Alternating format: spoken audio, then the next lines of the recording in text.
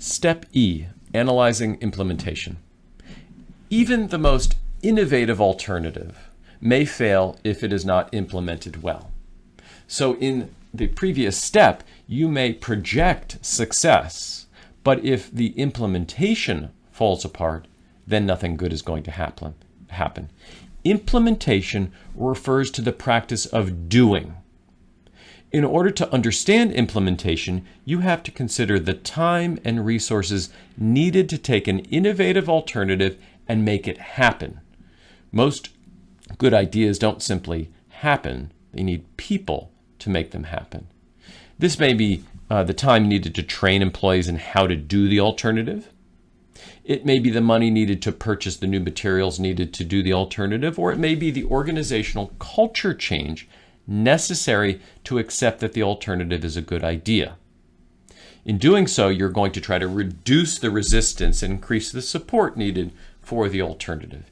Even great ideas sometimes are rejected because they're too new and too unfamiliar.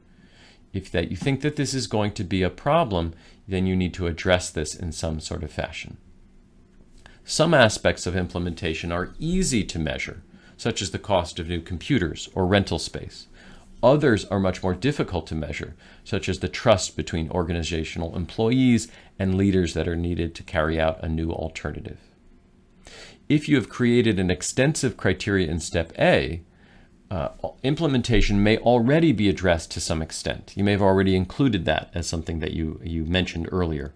If you have created a more focused criteria previously, then implementation may be a separate issue altogether. In either case, it's something that you need to address here. Some of the questions that you might want to ask here include, will employees need to be trained on how to implement each alternative? Will employees be needed to implement new alternatives? Do you need to hire new people? Will new materials be needed?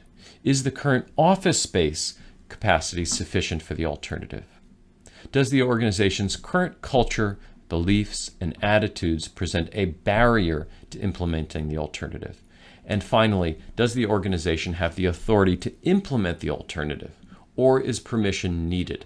Sometimes you need the permission of a state or city or federal authority in order to do something.